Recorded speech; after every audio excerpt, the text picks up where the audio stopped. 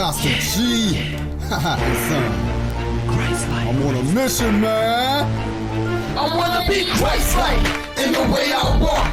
Christlike all in the way I talk. Christlike when I'm all alone. When I'm in a crowd and I'm on the phone. Christlike. To God be the glory. Welcome to Living Christlike. I am your host, Dr. G. And the Bible tells us that let this mind that's in Christ be also in you. Sounds like be Christ-like. And that's what we're going to talk about today, being Christ-like. But brothers, we're going to talk about an aspect of living Christ-like. Up under the umbrella of living Christ-like is every topic that Christians have to deal with. And so the topic that we're going to deal with today is divorce. Some call it divorce. The big D. Yeah, the big D. We're going to talk about divorce, and all of us have been through that process, Yes. that stage. Yes. That's a part of our story. Right. So as I speak with you, I'm going to insert some things as well, but I know one of the mantles that God has placed on me is to pull His glory out of people's story. Amen. And so just to talk with people, and they're treasures that we hold on to, and unless we're talking with someone, other people never know what God has done in that person. They never know the story. And I believe when we hold back our story, we hold back God's glory. And so I thank you for sharing being willing to share your story. I know several individuals, I'm telling you, several individuals who are dealing with divorce right now, going through divorce right now. So I really believe that your sharing today is going to impart some kind of hope. It's going to impart some wisdom, and it's going to give some direction to those who are in divorce, those who may find themselves dealing with divorce one day. Amen. We hope not. But over 50% of marriages in the church end in divorce. Yeah. Okay? Yeah. And so it's something we need to talk about. Yes. It's not something we just need to say, we're praying for y'all and then, go from there. But we need to figure out, well, what is going on? Yes. What's going wrong? What's been wrong, and what's not done like it should, what's not being done like it should be done. Right. Where we dropping the ball, as they would say. So, first of all, introduce yourself to everyone. Brother, go ahead first. I'm Brother Marty Williams. Okay, Marty. I'm from San Francisco, now living in Atlanta, Georgia. Okay. I'm 70 years old. Tomorrow, my birthday. I'll be 71. And you've been married how many times? 3 times. 3 times. 3 times. Sure? Okay. 3 times. 3 times the charm, they say, okay. Jason. No, 3 times you struck out. You out. So, Jason, how many times you been married? I've been married twice. Twice? Yes, sir. Okay. And I have also been married twice. And so twice divorced, 3 times divorced. So if I'm doing my math right, we got 7 marriages here. 7 married. Right. Yeah, so we got some information Man, here. for real. Okay? Boy, some real Right. stuff. We have some experience here that we can share. And sadly to say, if a person have never been divorced, right, then they can't really speak from a divorced place to someone if that's their challenge. Yes. Right. And so there is a purpose for sharing the divorce story and the struggle, and everything. Okay, now I know Jason cooked for us real good earlier. Sure did. But we're not going to be getting itis. Well, okay. My cooking wasn't the reason for the divorce. You stopped it now. But it's real good, boy. It puts you out. It'll put you in the land of Nod. But I know how to keep you up, though. Yeah, I know how to keep you up. So The first thing I want to ask both of y'all, and Marty, you can answer first. You know, being the oldest one with the most marriages, and is who wanted the divorce? Which one? In each one, Well, in each situation, my first one. Who wanted the divorce? The first one, my first wife wanted a divorce. And why? Because she basically did not. I was a born again Christian. I wasn't a Christian when I met her, but I got saved after marrying her. And so when I got saved, I became a different person.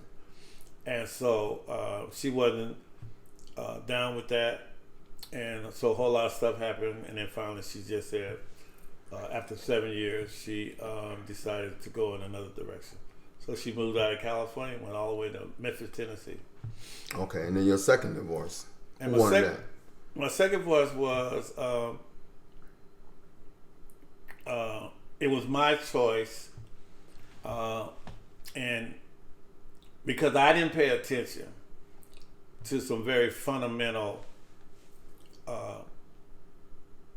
truths.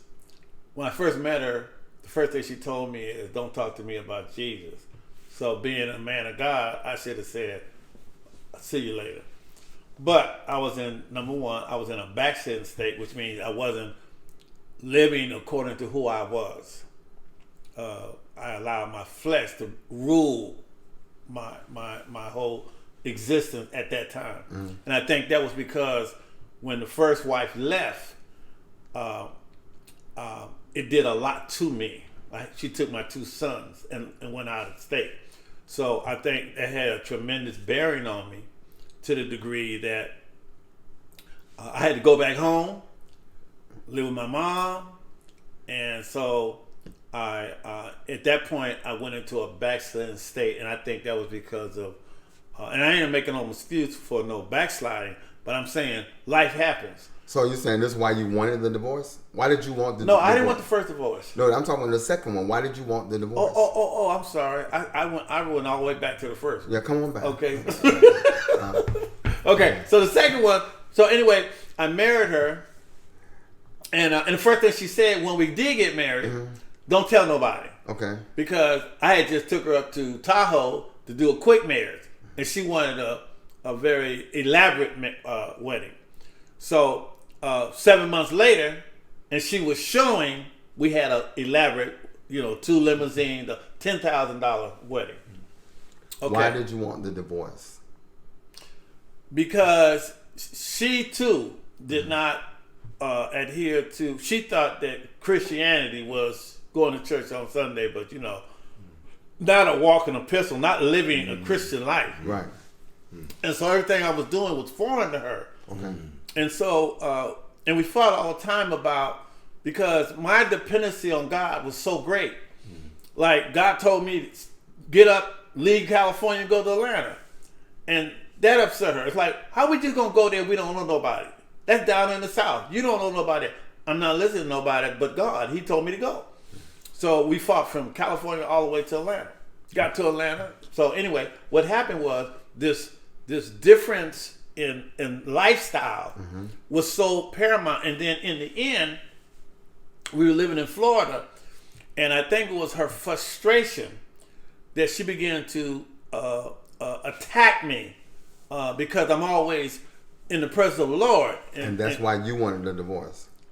No, that's not why I wanted the divorce. I'm trying to get to why you wanted the divorce. When I left her, right?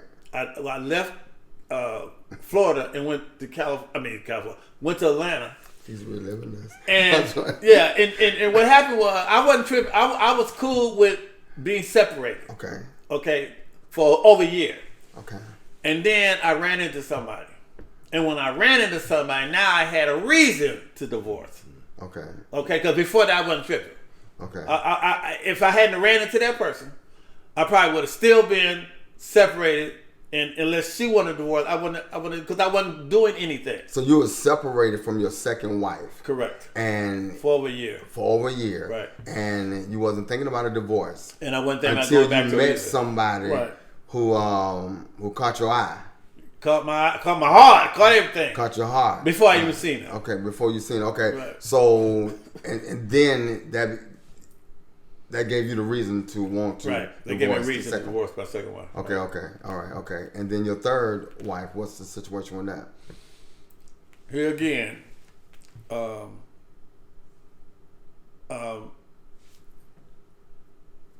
lifestyle that I presented to her was not realistic in her world.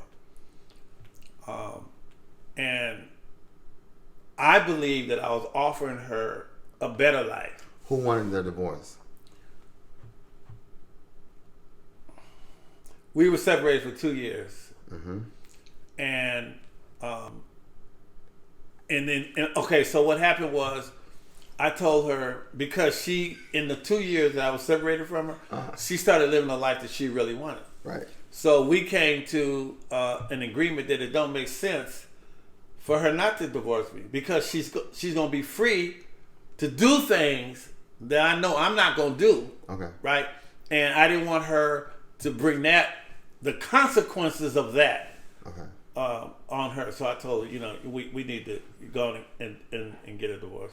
So you initiated this? No, she is. She did. She did. Right. Okay. She said she wanted to. She get said a divorce. she called me one day talking about I'm sitting. I went forward with the divorce. She did. She was telling you she's divorcing you. Right. We decided to get a divorce. Right. But I wasn't going to initiate it Right. Why not? because I didn't have the money.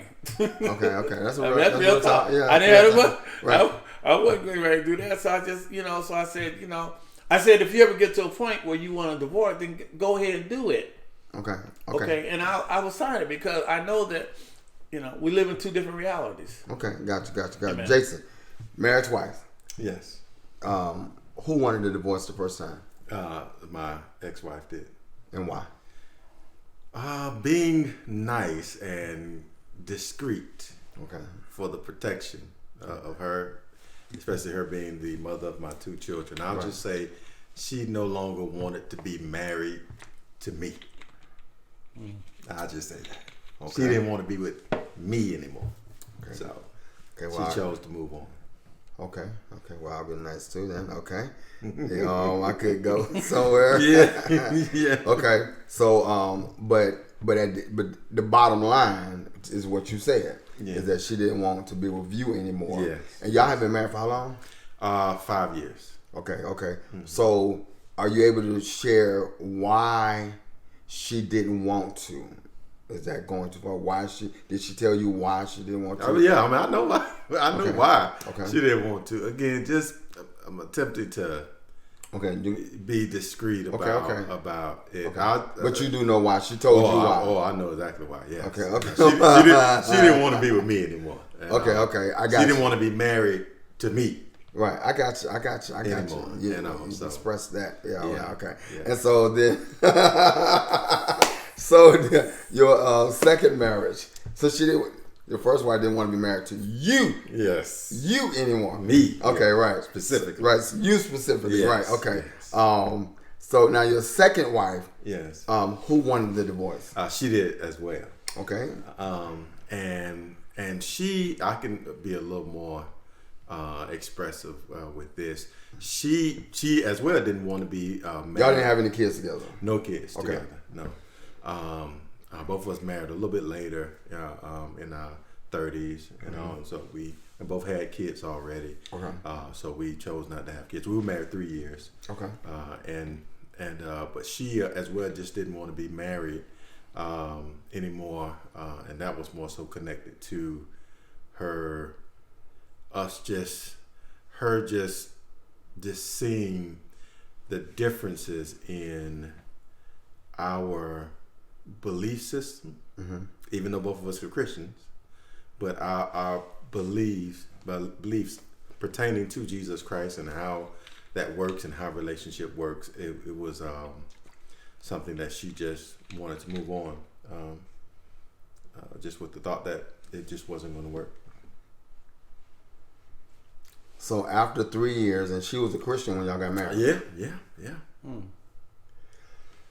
So unlike your situation, so she was a Christian So whether you're a Christian or not, or both of you Christians, okay, you still gonna deal with some challenges. My goodness. And some challenges. Okay, so you got to a place that y'all started seeing things differently. If I'm honest, what Brother Marty mentioned earlier really resonates with me, because even though she was a Christian, it was seeming like the same thing. Like he mentioned the aspect of his wife, I think it was the second wife, saying, "Don't bring Jesus or God or whatever." Mm-hmm. She didn't do that, of course, right?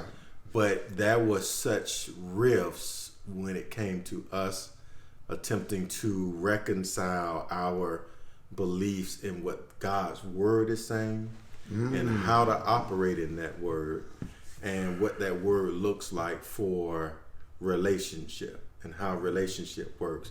And I saw from the beginning, honestly, that she was anti, like really fighting against, Fighting against what? Even the aspect of even discussing these things, right, pertaining to the word.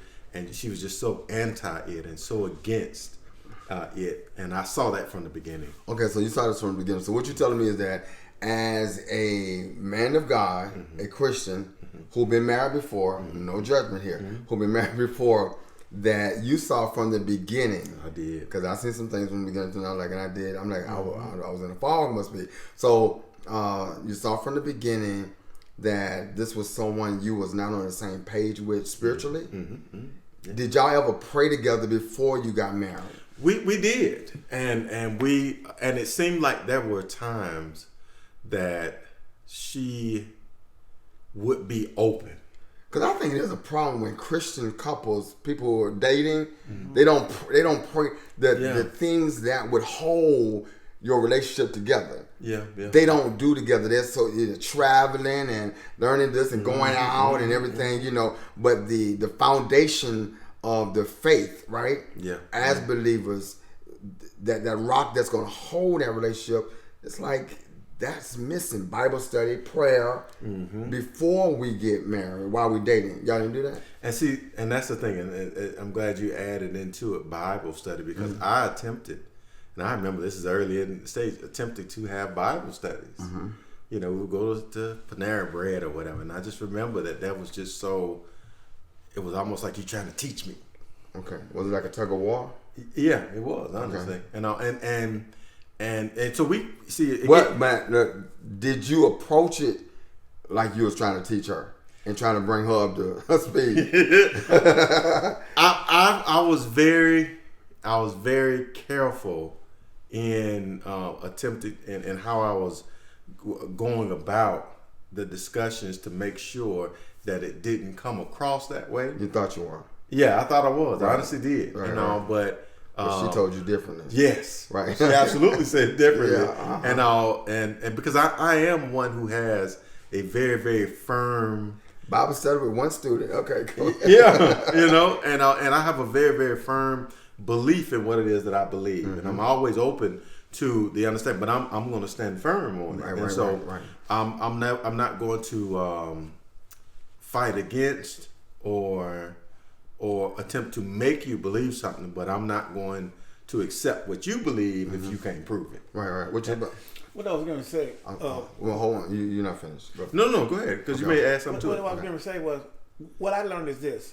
There's a difference between religion and a way of life. Okay, so what happens is if Christianity to me is a way of life and religion is something different. And so what happens is I believe that each one of the common denominator with the three is they know about religion. You show up on Sunday, okay, but you do everything else Monday through Saturday. You don't be talking about you're not I'm not married to a walking epistle.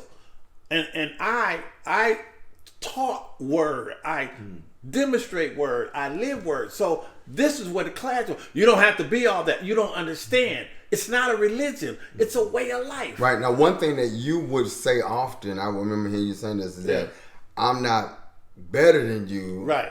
But I know better. I know better. Yes. So when you say that to a woman, right? And one of the things that may not come across. Right. Like one of the things when he was talking What about. do you mean when you say that? Okay, but check this out. In the Bible, it says that the woman should submit to a man. But if a woman don't want to submit, period, she don't want you to bring that word that puts light on that, because her position is, I ain't going there. You know what I'm saying? Because of some previous relationships. Okay. When they did submit, somebody, dog or whatever. Right. Okay, so those two things. One, explain to me the better statement. Wait a minute. Explain to me the better statement. And the other thing is, Okay. explain to me what is your mindset of the woman being submissive that you don't think that you saw or that she saw differently. So first of all, the better. The better is that I'm not better than someone, but I know based on the word, I know better. Okay, so this is what you were saying to your wife. Right. I said because she would always say, "Oh, you think you know better? You think you're better than me?" Right. Because of my knowledge of the word. Okay. Not because of my. It's not. And because of the word, my character is different. Right. So what happens is she says, "Well, no, you think you're better than me." I say, "No, I know I'm not better than you." And I don't say it, I'm not being condescending. I think I got it. But what I am saying is, no, I'm not better than you, but I know better. Because I know that behavior displeases him. Why? Because I know the word. Okay, so now for the wife being submissive, how did you all interpret that differently? Okay. It's not so much that I interpret it differently. What I said is, I want the word to define your behavior. But if you don't want to use the word to define your behavior, you can use your own interpretation of what being submissive means. Okay, so as a man of God who's been married a couple of times, who knows Right. the word, Right. did you already know that you were marrying somebody who was walking by the word, so therefore she would refer to the word as a guide? No, see, I didn't. I never met anybody that was walking according to the word. No, okay, no, talking about neither one of your wives. No. So now you had you married someone, made her your wife, right. and you already knew that she didn't use but now you was wanting her to use the Bible as her map, and that was foreign to her. What? Okay. I'm asking. I know. What I was doing was this. Okay. I didn't want me to change her. I wanted her to dwell in the word, and the word would change her. How did she feel about that? That's what you wanted. She would say, quote, I ain't trying to be like you. Okay. I say, read the word. I ain't trying to be like you. Right. So, well then, if you, I said, don't be like me. And my response was, don't be like me. Read the word for yourself. So what happens is that in a case like that, what I'm hearing is that you wanted her to do it the way you wanted it done based on what you believed and not based on how she felt comfortable and what she wanted. Okay. Right? Because that's what you want. You wanted her to do it the way according to the Bible, but she wasn't wanting to do it that way. The Bible wasn't her map. Right. So now, all from the beginning, right. when did y'all not know that from the beginning before you said I do? No, I mean, I knew that because we didn't get married until a year and a half after I met her. So I had plenty of time to see all the signs. So why did you still get married? Because the real talk. Why did the you real still talk get is married? she was the first woman that I actually fell in love with. Everybody else was different situations. The first two wives were different situations. Yeah, it wasn't. But this third wife, wife, you was in love with. I was in love with her. So even though you knew she did not have what was compatible for you spiritually, right? You still I was in love with her, thinking that you were gonna be her teacher. No, I didn't come from that. Well, I mean, her mentor.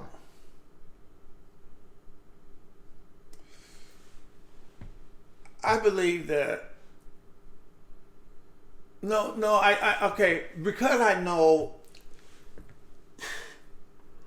Because I'm trying. That's something that's a good question. Yeah. I'm really because what it was. Many people in the church are dealing with this. I understand that. Mm-hmm. Okay, what I was trying to do was this.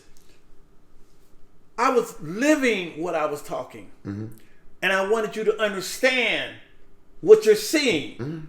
And so the only way, in my mind, the only way you're going to know what I'm doing, what I'm learning, how I know I'm like, when I talk to her now, she tells me, you taught me a life I never knew. After now, we're divorced, right? But I mean, that, but what I'm saying is, I am a walking epistle. I always use the word of God in order to filter things.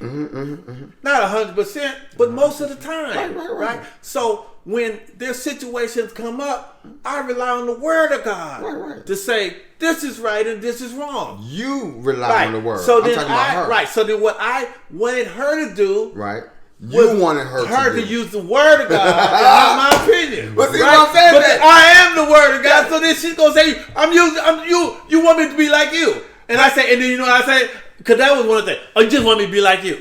Okay, don't be like me. Be like the word. But do you hear what you're saying? What you're saying is that this is what we get married, but this is what I want. This is how I want it. So I'm saying, I want you to be this way, and here, read this. This is how you be this way. But you know what? Actually, in the beginning, no, you know what we do? Well, I know what I did. I compromised. I said, okay, just like with the second one. She says, I don't want to hear about Christ. All right, fine. I ain't going to tell you about it. You don't know what you're missing, but I ain't going to do it. And also, when she told me that, I can remember I was in a backslidden state.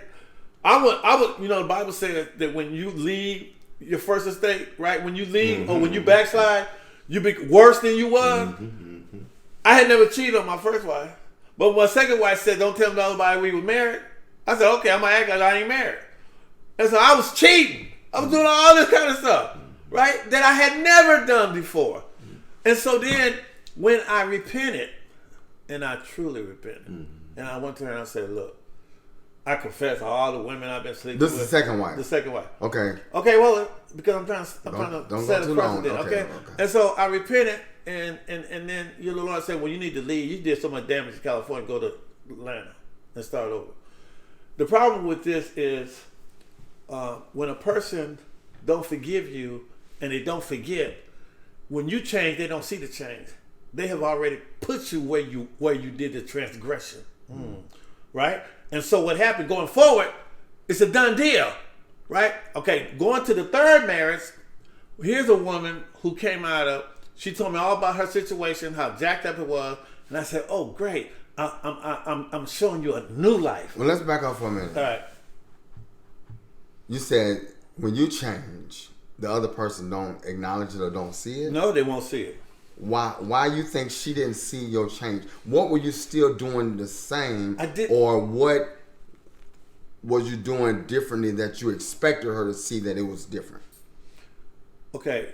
Now this is the second wife. So when I second came wife, into the she marriage, did not see right, your and change. when I came into the marriage, Right. I was not exemplifying a child of God. I was backslidden. So I was showing a worldly perspective. Right. But when I repented, and I came back to who I really am, from that moment on, what I was doing stuff like God say, go to another state, and I say, let's go. Wait a minute, how are we gonna go? Yeah, but what I'm asking you is, you said you changed, and she didn't see your change. The first one didn't see the change. The second wife didn't see the change. Your second wife didn't see your change. No, okay? No. So what I'm saying, how did you change in such a way that was different from the first? Because number one, everything changed. Because you said when I first met her, right? Okay, so what changed was that when I repented, came back to the Lord, now I'm talking about the Lord. See, when I met her, and she said, don't talk about the Lord, I didn't talk about the Lord. But when I came back to the Lord, now I'm being myself. It's natural for me to talk about the Lord and but listen, to demonstrate. She don't know that you. She didn't know that. I know that. You. So I was a different person. Yeah, she didn't know that. Right. You know what? Now I realize. Again, I get with two people that in the beginning I'm one way, and then in the middle of the relationship I change. Yeah, right. I become 2 Corinthians 2, so 5:15. Right. So what I'm trying to see here, so I can move on to Justin, is that if she never knew you before when you were in the Lord, right? Right. Okay. So your second wife, right? She didn't know. So now when you said you changed and she didn't acknowledge your change, okay, that was a change for her. Yes. Right? To see a different you. Right. So what do you mean when you say she didn't acknowledge the change? Because you could be so. How did you want her to acknowledge the change? No, I wanted her to understand. See, if you understand, if you really understand, then you can say. You wanted her to understand what you. Let me put it this way. Now? Let me put it this way. I'm gonna put it the way I saw it. I didn't know when I was going to repent and come back to the Lord in the second marriage. I didn't know when that was going to happen. When it did happen, I became who I was before I met her. So what I started doing was natural for me, right? So one of the things that was alarming is I jump up and say, God said, let's go to Atlanta. I never did that before, G, right? So what do you mean God said, let's go to Atlanta? So can you at least understand that she was now being all of a sudden introduced to somebody who was bringing her something totally different than what she signed up for? Yes, I can understand that. Okay, so you can give her grace for. Oh yeah, I was a different person. It's like just like a second one. Right. First one, I'm a different person. Right. So also, I don't like this person. But it wasn't. But there's also this, because I cheated on her. See, her first boyfriend, the first man. Okay, hold on. No. Okay, hold on to that right now. I don't want to stick to the particular point. No, I'm trying to show you why she didn't see it. If I hurt you to your core by my behavior, when I change, you're so hurt, you ain't trying to see the new me. You're trying to justify the hurt and the pain that I put in your heart, and you don't want to let that go. So what you do is that no matter what I look like now, you refuse to see now because of the hurt and the pain and the justification. Even though I said I'm sorry, that ain't good enough. You gonna pay. Okay. So you're blinded by your hurt. You're blinded by, this is not what I signed up for. You're blind, so you don't want to see me as I am now. You want to hold on the person that was there. So did she tell you that it's because of previous what you? No, her behavior told me. I know when somebody is to put a stake in the ground and they ain't gonna change. So you're saying that.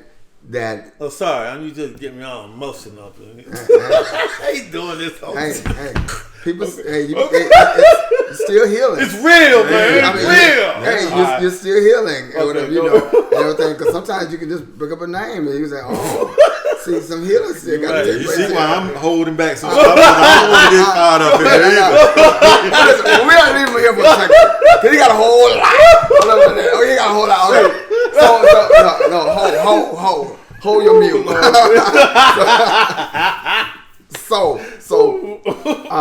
So you say your second wife, both of your wives wanted a divorce. Yes. Okay, so my question to you is, how did that make you feel? Oh, it's hard. Really, how did it make you feel to have two wives that wanted a divorce from you? Oh man, it was honestly just, with me first having, I always had the Cosby Show father in mind as far as what I wanted to be. With one woman for the rest of my life, raising kids, multiple kids, and raising kids with one woman. And to go through that first divorce, and then you have your two children now taken out of your home, it was devastating. Yes. Me being a minister, yes, as well, there's a black mark that is placed on you by many people when they hear you got divorced. Right. And it's like, because you're a minister, you're telling people the truth of what Jesus Christ can do in your heart and life, but that didn't manifest in the marriage that you're in. And so people, so that was the power of God that you spoke about. Yes, and people fail to realize that power has to be working in both people.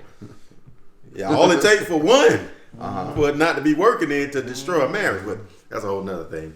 But again, so to experience that and to walk in that shame of people even knowing that I'm a minister, I actually pulled back from ministry for a period of time, for the purpose of healing. Right. But also at the same time, it was because of the shame and me getting, beyond the shame of what took place. So it made me feel breathing hard over here. You okay?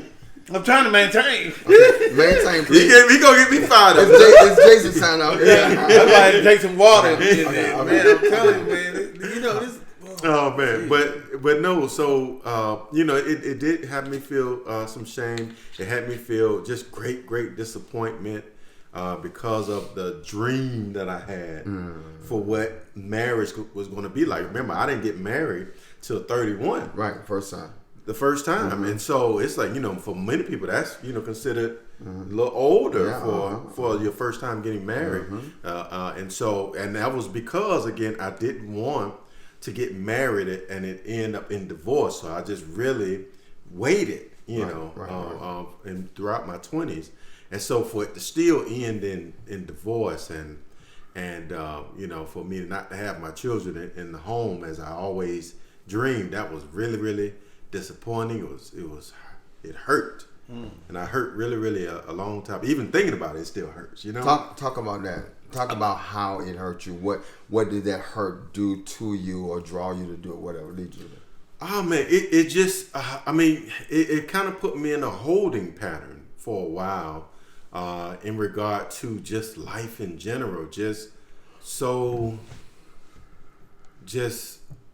not knowing where to go from there.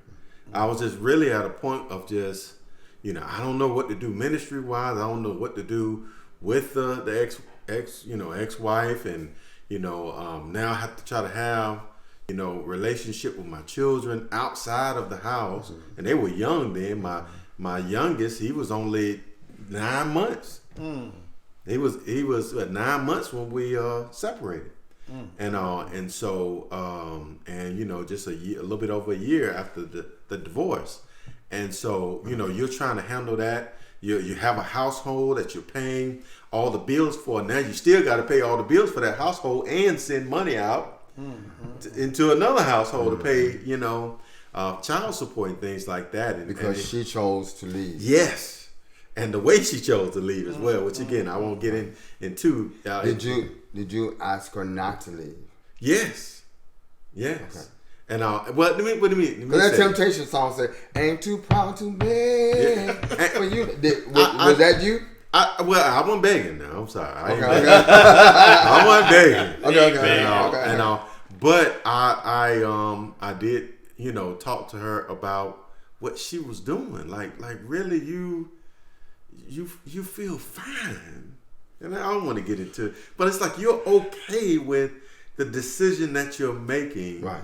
With destroying this family, right. To go somewhere else, right. And this is a Christian, right? And like you, in your mind and God, are okay with the direction that you're going with this, and so I more so had the conversation like that, which again a lot of times. People don't want to necessarily hear that and all, and How did that conversation go? Are you with that question? Yeah, and then what she just made excuses for why, we probably shouldn't got married in the first place. I was After probably, how many years? This is 5 years. Okay. And I probably shouldn't have got married in the first place. I was too young. I didn't really know what I was doing. In marrying and really, she wanted to be somewhere else. Right. And that, she just, if she hadn't gotten married so earlier, she would have been older and been able to make a decision of being where she, wanted to be or thought was better for her to be. So you were older? You were older than she? Yes. Okay. So you was 31? Yeah, she was 25. Oh, yeah. Yeah. 31, that's only 6 years. Yeah. No, 24, I'm sorry. So 7 years. Okay. 7 years. Okay. So both of y'all, with this question, I'll come back to you because you hold on for a second. But here, real quick, how do you think that sex, your sex life, had something to do with your divorce? Was it a part of it? Sometimes one person is wanting too much.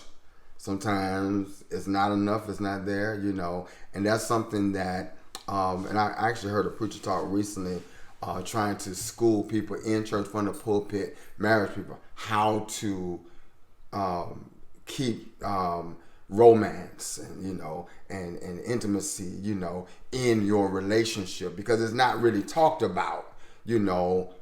So where do you hear about it from, right? How do I learn how to have a healthy, intimate life? I'm gonna just say that, right? And then when you run into challenges, because girls just probably talk to their girlfriends, right? Guys probably talk a little bit, whatever. They'll hit something that they really didn't hit, whatever, you know. So it's a lot of, you know, puff and stuff. So where do you get that conversation at? And now you just come into it. They usually say sometimes finances and sex has a lot to do with marriages breaking down. So real quick, did you see that as one of your? Okay, first of all, real quick. I know. Okay. If it's such a thing. You said all your wives. No, one thing that I never. Sex is an act. In my life, it's an act. No word when I say that. I'm saying. I'm talking about the conversation. Did the conversation ever happen? Let me put it this way: that sex was a problem. Okay, in my third marriage, when I first met her, I said, this relationship will not be based on sex. Okay. That threw a whole avalanche into a marriage, because 99.9% of all relationships that come together is based on sex. Me, from my epistle walking mindset, I said, I've already had relationships that are based on sex. I saw this one, I said, it's not going to be based on sex. So y'all were not sexually compatible?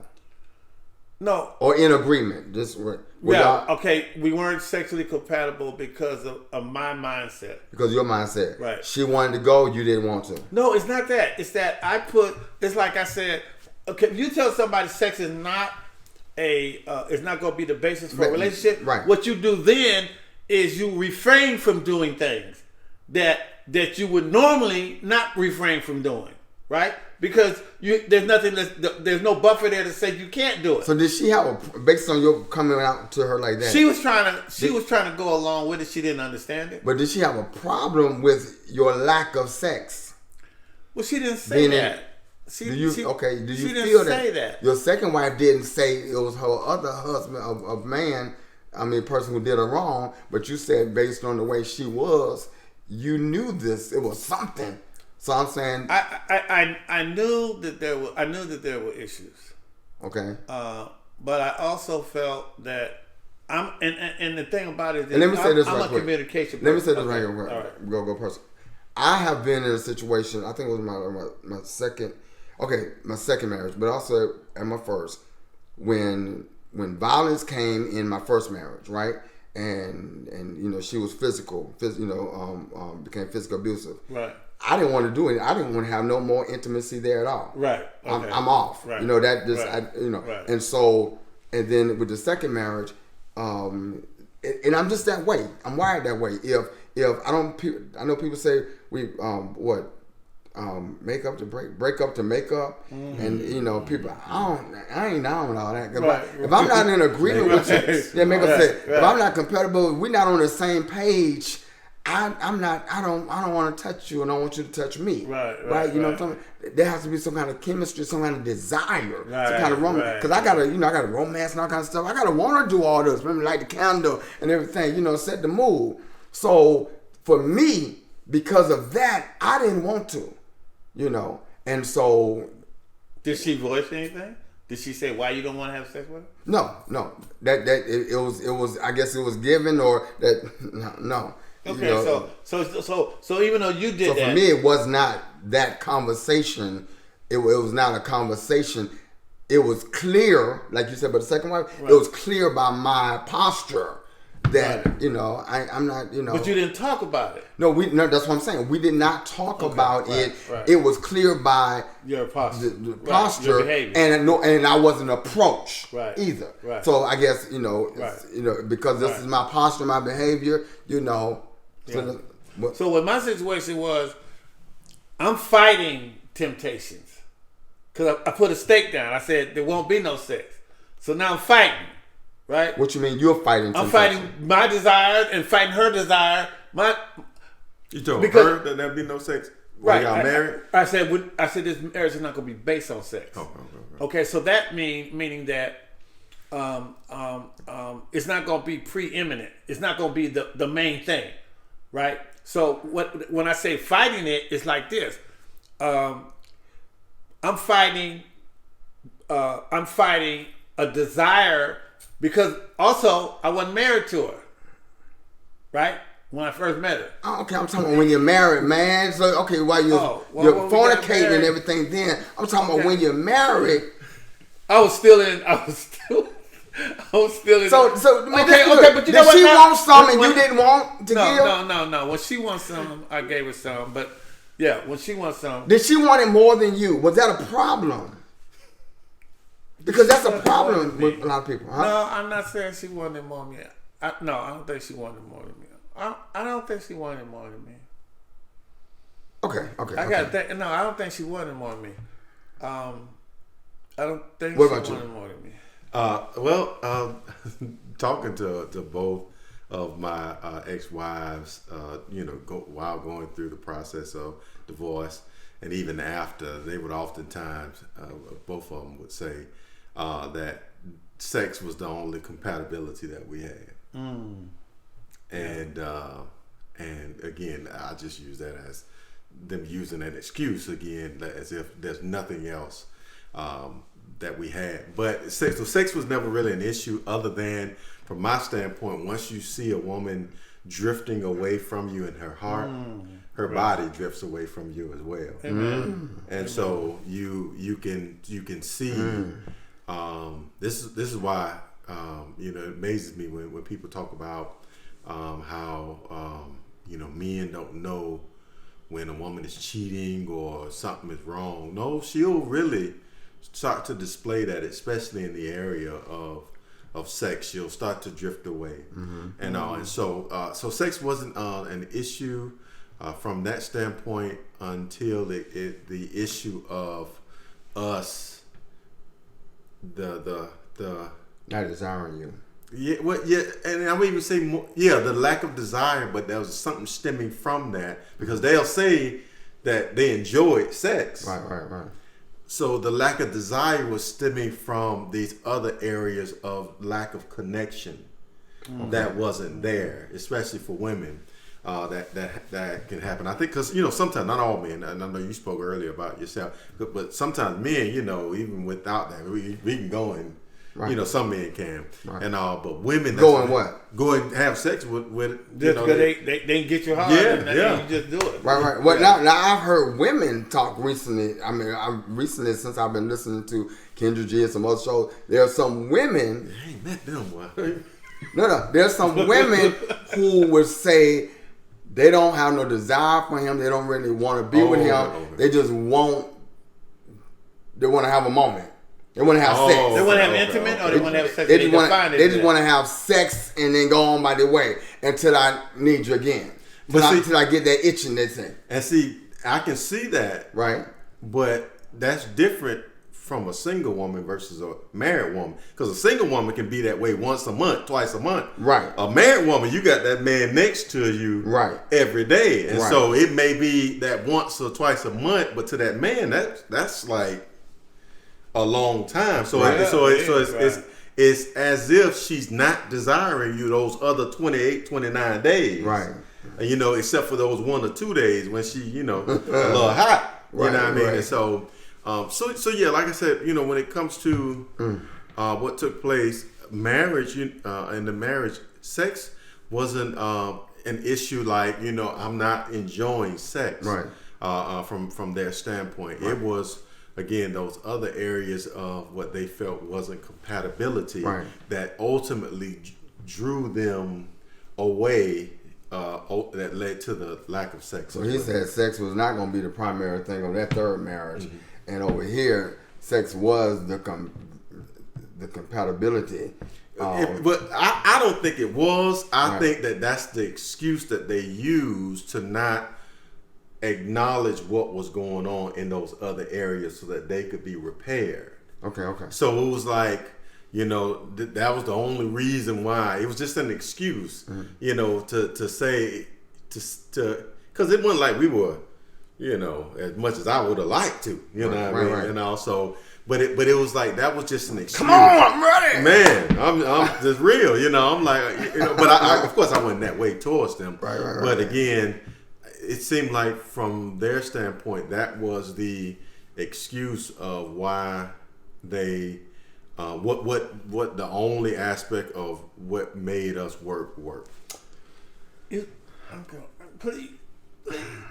said something. You said something that just triggered in me something, because you said that if a woman doesn't move you, your wife doesn't, she doesn't. If you psychologically, like, there's a disconnect. So me, I'm talking. I was talking about drama, confusion. Okay, right, whatever that is, that makes uh-huh. you shut down. Right. Okay. Sitting here, this is where I'm gonna tell you why I said I didn't want to have a marriage based on sex, because all my life sex had become a carnal display, right?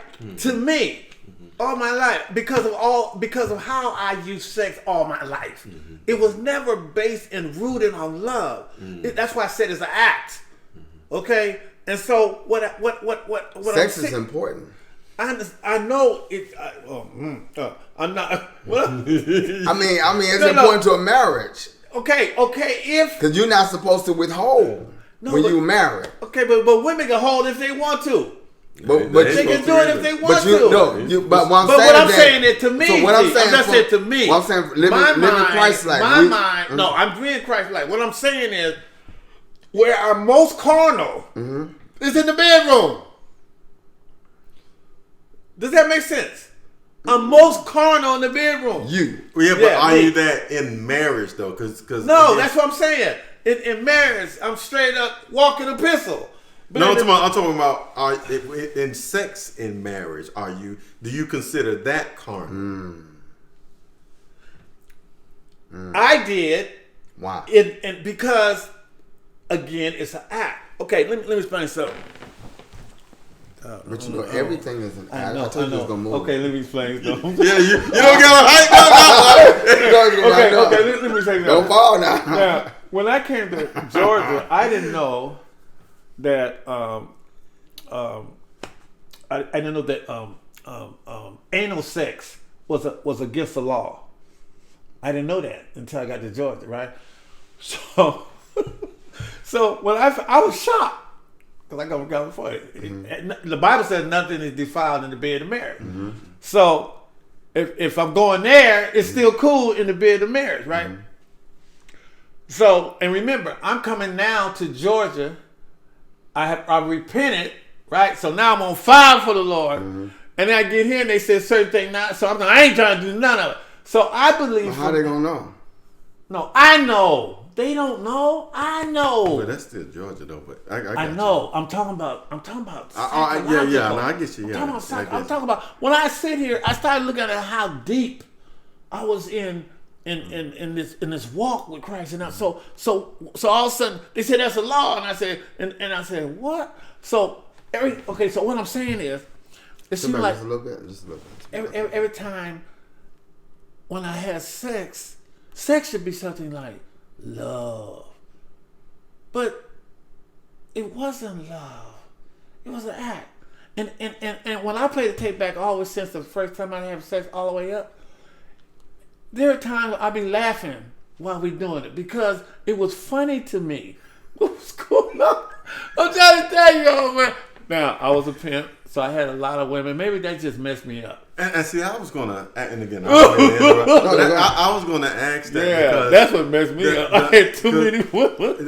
Did that, just like you talked about her earlier, and what she experienced in the past may have affected her and her interaction with you. Right. Do you think that you allowed what you experienced in the past to now deem something that should be an expression of love to your wife as carnal, and maybe now you're holding that from her? That's right. But I didn't realize that. That's how shit right here. And that's a beautiful thing. It's like all of a sudden I realized that I had been, man, all my life, man,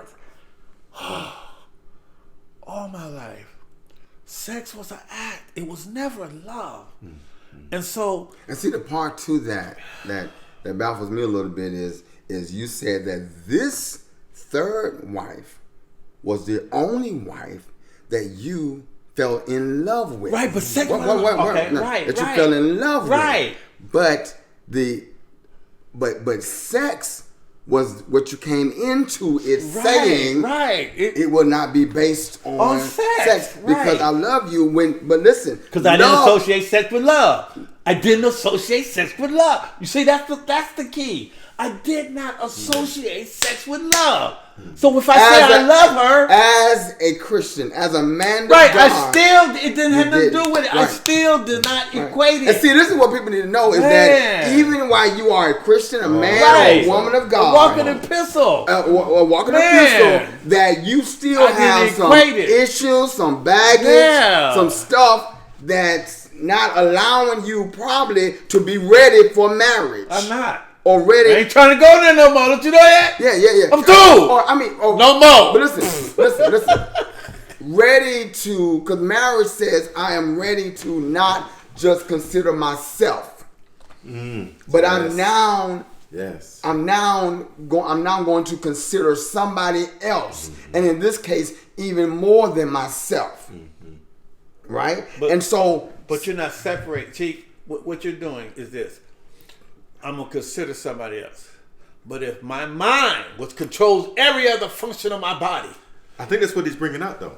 No, he's not. He's saying if you're a Christian and you know that in marriage that you want to please somebody else, right? You want to reciprocate. You want to do right by them, right? Here's the problem. If up in here you have not equated sex with love. We're talking about love now, right? Let me say, because I think that's what he's doing, and he's trying to show that even as a Christian, that still is an area where growth has to happen. I think that's what he agree. Because he's saying from a Christian standpoint, and it hadn't happened with me. Yeah, and he's saying that we know the truth, that this is how it God has called for it to go. But us as Christians, sometimes we have to deal with some of the baggage that we have experienced in the past that now is keeping us from operating that way. There you go. And through us learning this and even us talking, because a lot of stuff that you're saying as well. Right. I'm like, oh man, because and that's what it is. Is that I was so, and that's why we have 50% of marriages in church. I agree. Right, believers, Christians, that end in divorce, because I believe there is an expectation that is greater than reality. Our reality, not God's reality. And so the expectation is marriage is supposed to probably be the save all. You know, in some people, right? And the better than. And the glory land. I'm gonna say if you the promised land. What I'm saying is that I'm saying from the aspect as believers, who for better, for worse, for for richer, for poor, and we're gonna do this, we're gonna do this with God. We're three chords, me, you, and God, and we're gonna be here, and no man will do us Sunday, and so here we are, and so what happens? What happens is what had already happened that was not realized, uncovered, discussed, healed, and so this is why, like we did living single, right? And so that there will be conversation, questions. Both of y'all guests on there, right?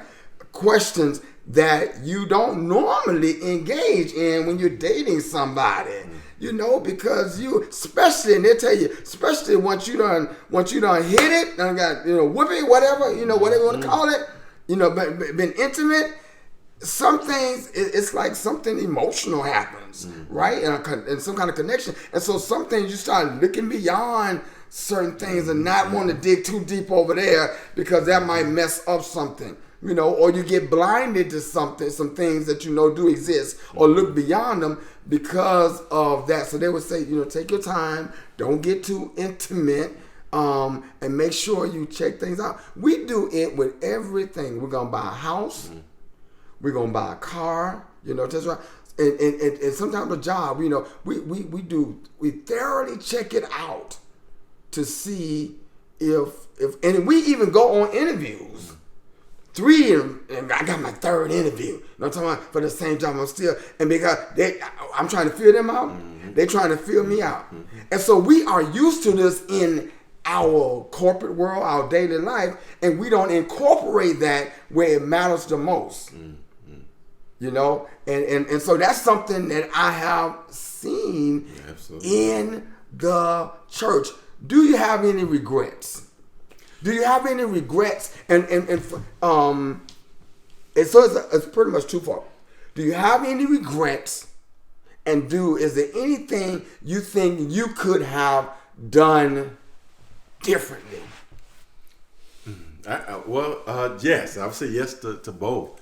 I would say from the standpoint, this may not seem,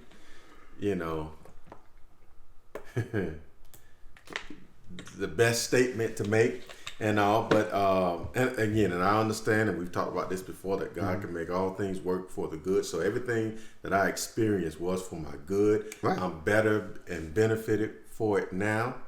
And so, not taking any of that away, I would have chosen not to marry either one of them. Right.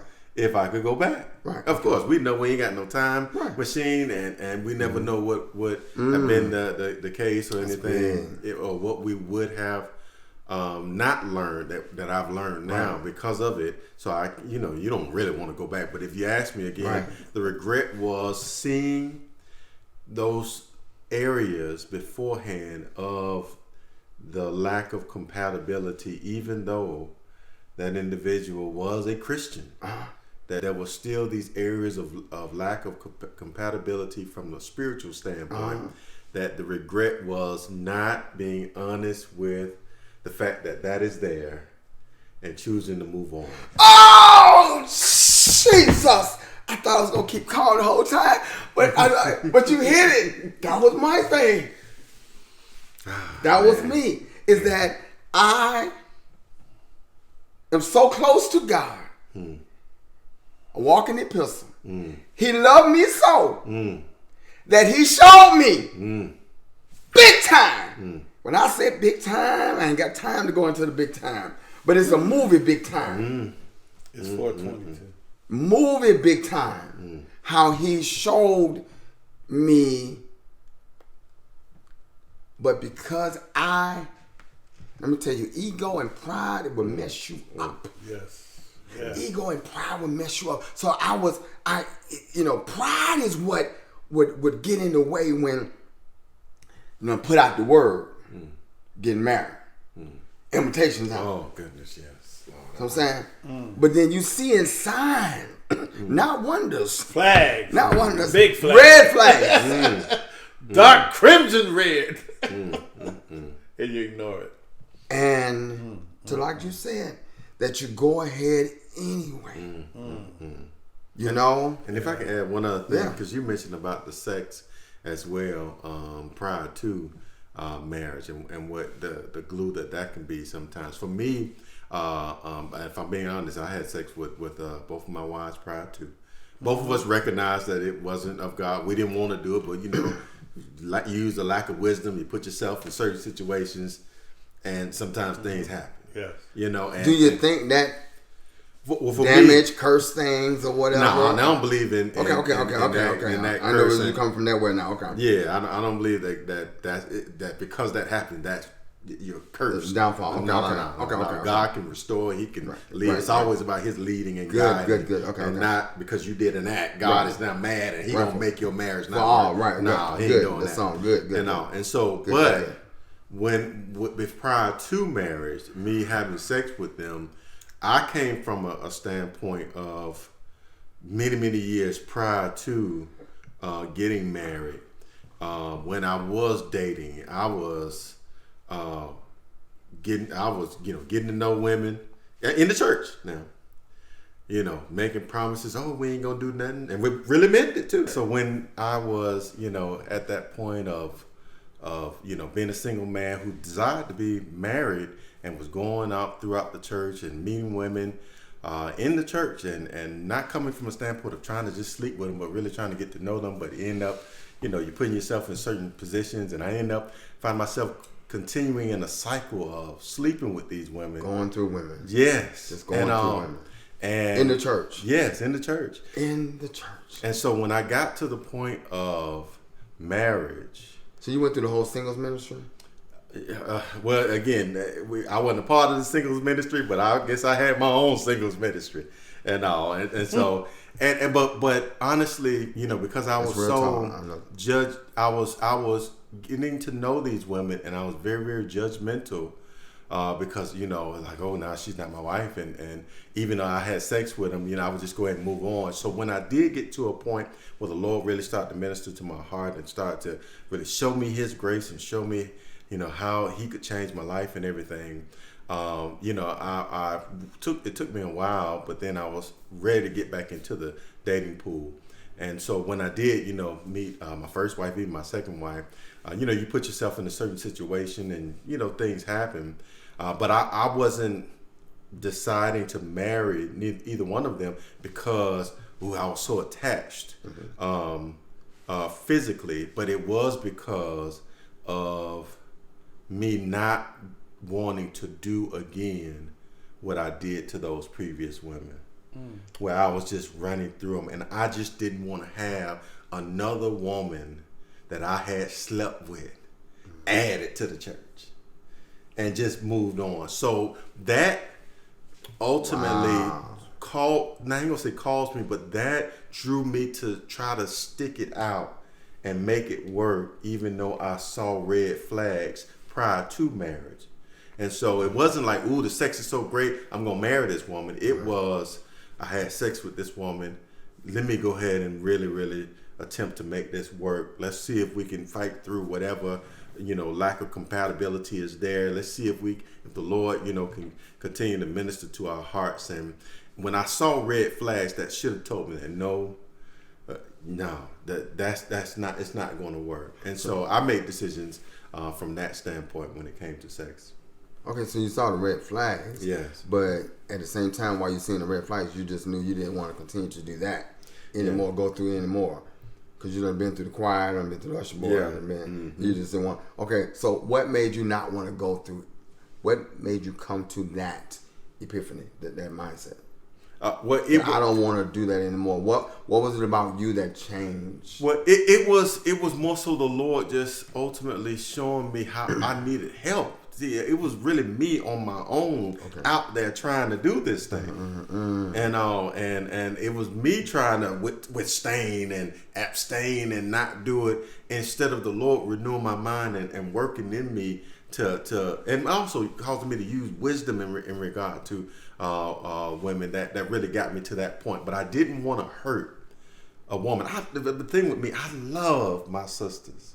I really, really do. I really do, and have always wanted the best for them. And so when I got to the point of even meeting my last two wives, and I had sex with them prior to, I didn't want to hurt them by just being a dude that had they felt like just took something from them. And so I wanted to try to fight through, even the lack of compatibility things to try to make it work. But I should have, first off, not had sex with him, but I should have also not chosen to marry. Go that far. We're gonna come back there. I want to ask you this question. You may mention this earlier, as far as being divorced, having kids that are taken from you on a daily basis. You got your kids 24/7. You're a dad. You know, you can walk in a room, pick them up, you can play with them. You are that environment that was created is now just taken from you, and they now come back. How often? Every 2 weeks. Every 2 weeks. I dealt with that as well, right? With my first child, and I love kids so. Everybody always, when you have kids, you're gonna be. I love kids so, and I love being engaged. You know, and so I remember, because the court got it set up like that. Oh, absolutely. Whereas every other weekend, and then on holidays you flip flop. You know how you make some kind of arrangement with that. Either half day on holidays, or either you take one holiday and they take the next one, right? And so I remember fighting to get an extra day, and I got Wednesday during each week, you know, but I had to go back and forward, you know, getting that. How did that feel? How does that feel? I mean, on your vulnerable place, what does that do to you? How does it feel? Do you feel less than a father? Do you feel secondhand? Do you feel like I can't do or say certain things? Or what does that look like that you're dealing with? Man, it absolutely, you know, makes you feel like it's a secondhand parent is what they almost present you as, because you don't have that time, you know, with them. And it's like, okay, well, I'm gonna try to call them, and you know, they're young, so you only can have a conversation with them over the phone for so long. And it's like, okay, yeah, well, you only spend this amount of hours of talking to them and seeing them and all these different things. And so it really, really, you know, did make me feel like less of a father, not having them there. And because of only seeing them, you know, every other week. And it's like, okay, out of 30 days in a month, you seeing them 4 days, 5 days is how long you're seeing them. And it was devastating to me. It's still, and it's still very difficult for me. And even, you know, especially at that time, you know, you're paying child support, you're used to carrying a home. Now, you know, you're having to probably work more time so that you can do that, and now try to squeeze in time to see them on any extra days. It was very, very difficult and very, very hard, and it still is. I've come to a place of being okay with recognizing it, and have, you know, found ways, thankfully, through the Lord, to be able to spend more time with them and talk to them. But man, it's not something I wish on anybody. Have you cried? Yeah, oh, absolutely. Many nights I have cried. And where was your heart when you was crying? I was just what broken. Was your mindset? I was broken. I was in disbelief. I was. Why me? Yes. I really wondered that. I really wondered how did this happen? And you know, Lord, I'm just attempting to present to people the truth of Christ. I'm not a dude that's out here, you know, cutting a fool, mistreating anybody, not somebody that wouldn't love their children. And I got to deal with this. I got to go through this. And you know, I had to ultimately come to the resolve from God that, you know, He did make it work for my good, even though that thing was hard and very, very difficult. You know, it has allowed me to grow and become stronger, and even identify the areas in my life that I could have been a better husband and even a better father than I was that day and even yesterday.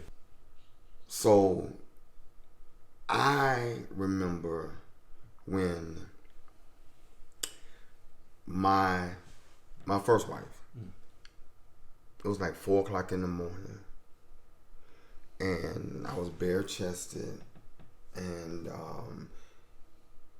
in the living room, and after a discussion and confusion, you know, and my first marriage was where I had to deal with physical abuse. And I always used to say, "Oh, if you was married to the right man, he would not take this," you know. But it's, you know, and one thing I love, Whoopi Goldberg would always say, would tell women, if a woman don't want a man not to hit her, she don't need to hit the man. Right. You know, and that's what, and I felt such freedom when I heard a woman finally say that, you know. And so this particular night, about 4 something, she was about to leave. Now, after my daughter was born, we were separated when she was 8 months pregnant. It's when we separated because an incident took place in the house. And I'm going to come back to this later. Incident took place in the house, and she got physical with me again. She was laying in bed, got physical with me again, you know. And after that, and even after my mama became aware of some stuff, you know, physical abuse, which my mom was there one time, and she was throwing stuff at me, and she said, "Stop! He's not doing it. He's not doing anything to you. Stop throwing," you know. And but this particular time, my sister was there, and now this is the first time I came close. She was laying in the bed, and 8 months pregnant, and I went beside the bedside. She was discussing. She went to hollering, and she hit me, and I just wanted to be able to say I didn't hit her, but I went and grabbed the mattress. I was about to took the mattress over. That's what I felt like doing, you know. And when I was about to do that, I yelled. I said, "What are you?" Because she hit me. I said, "What are you doing?" What was that? You know, I was picking. And by this time, my sister came running down the hallway like Celia, but you know, on the color purple, and running down the hallway, and she just bust right in the door. She said, "Don't do it, don't do it," because I didn't had it lifted up. She said, "Don't do it, don't do it." You know? Oh goodness. Yeah, and so I let the mattress go, you know, and I'm so glad I did. I let the mattress go, and then right then I knew I couldn't even wait another month. I could not go through this anymore. If I'm to that place and everything, and somebody hitting me and everything, you know, it's like no. And so, when my daughter was born, I had someone. I wasn't driving. I had someone both times. First one was my mom, who drove me about an hour plus away to the town that she was at, and then another time the baby didn't come then. We thought it was going to come, so we had to go another night. And they said, "We don't come that." So now I had to get another ride, somebody to drive me down there, you know. And we went, and then she was finally born. And when my baby came into this world, and I saw her, and I'm just like, and the dad in me, and the love for this, I'm like, I had something to do with creating this baby. And I'm looking at it, and I'm just like, y'all need to come back. You know, because we were separated during this time now, you know, and so I could not fathom living without this baby in my house, my baby, my first child in my house. I could not fathom that. And so I was willing to do whatever, you know, though we're not on the same page, because nothing has changed there, you know what I'm saying? But this you know, so we made arrangements.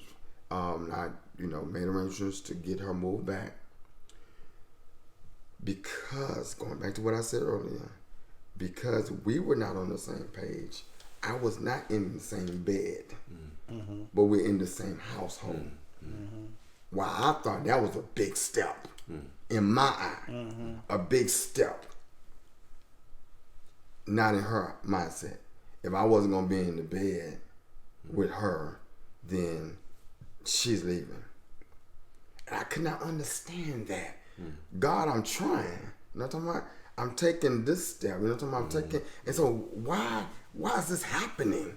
That I'm trying to make this thing work, and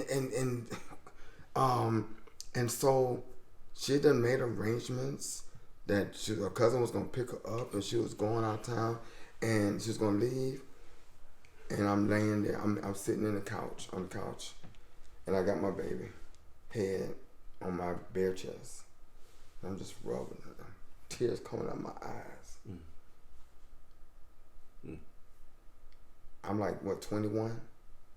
22. I'm 22. 22 years old. And I'm just crying. I'm just rubbing her.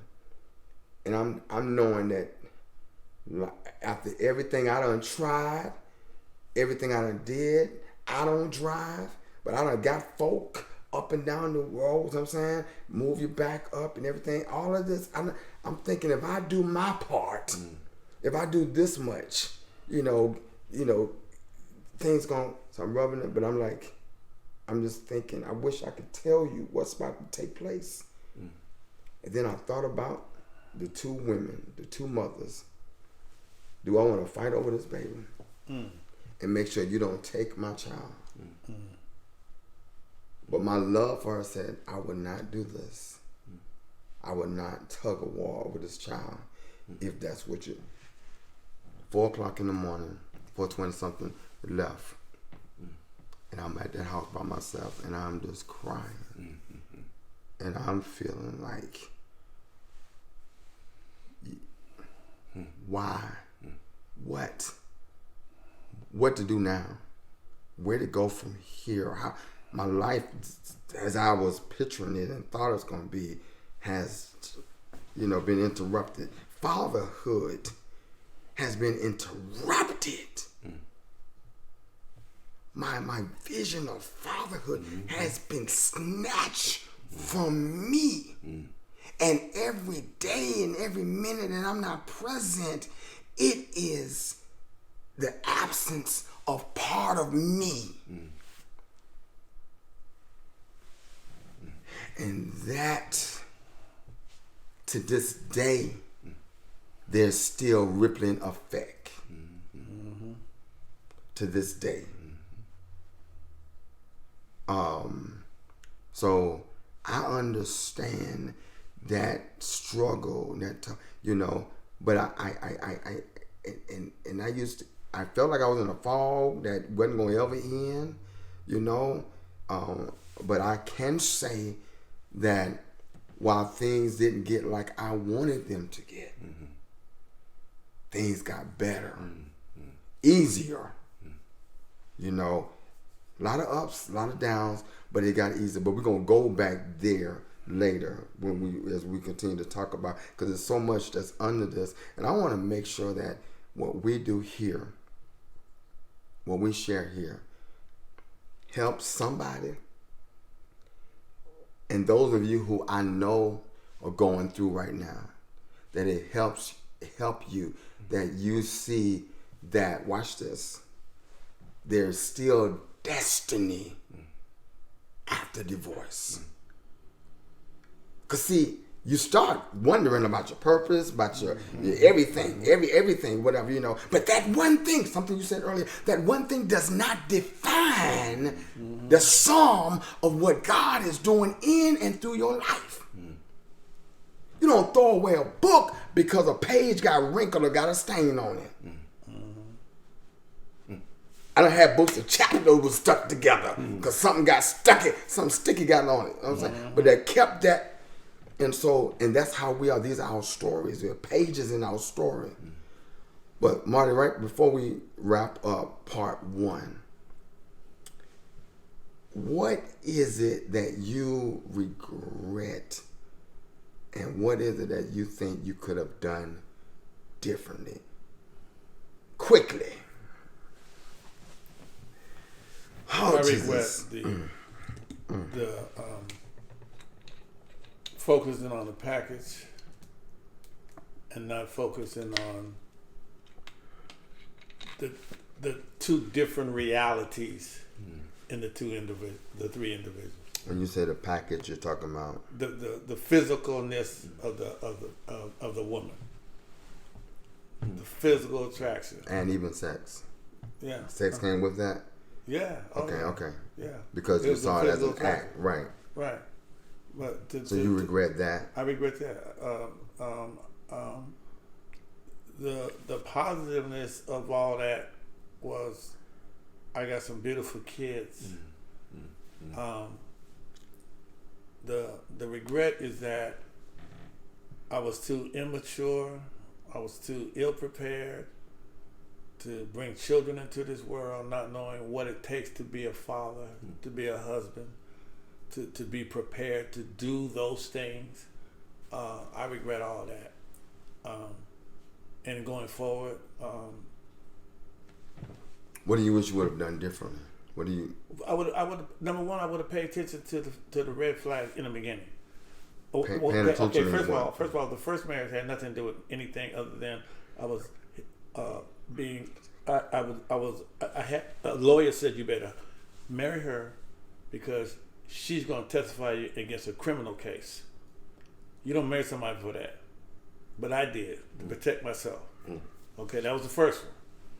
The second one, I was in my mother's house. I was tired of staying in the garage when I came back from my. And you was a believer then when your first marriage? No. No, when I no. You became one. I became one. Okay, so keep going. Right, and then the second one, here I am in a backslid state because of my first one taking my children, and so and so when even though I didn't give up my birthright, and that's key. When I backslid, I did not say I'm not a child of God. I just stopped acting like it. Okay, that's what I mean by not giving up my birthright. So when I met somebody and said, "Don't talk to me about Jesus," I should have said, "All right," and just walked out the door. But the package was so strong. I said, "Okay, I ain't talking about Jesus right now, except when he pops out every time, because when he's in you, he'll pop out anytime he so wills." Anyway, so that was the second one. Third one.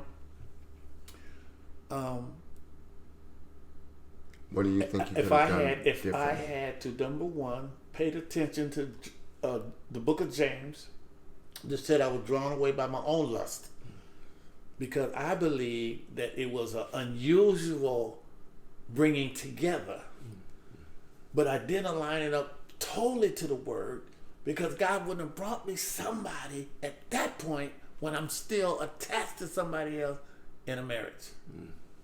God wouldn't have did that.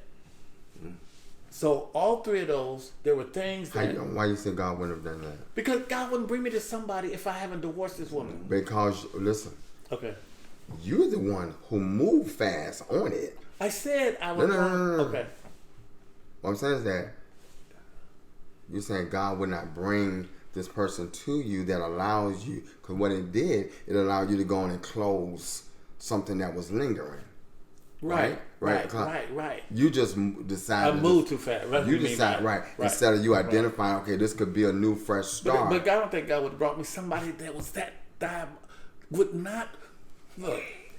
God ain't gonna bring me somebody who don't know Him. He know I know Him. He is not gonna bring me somebody that's way over here.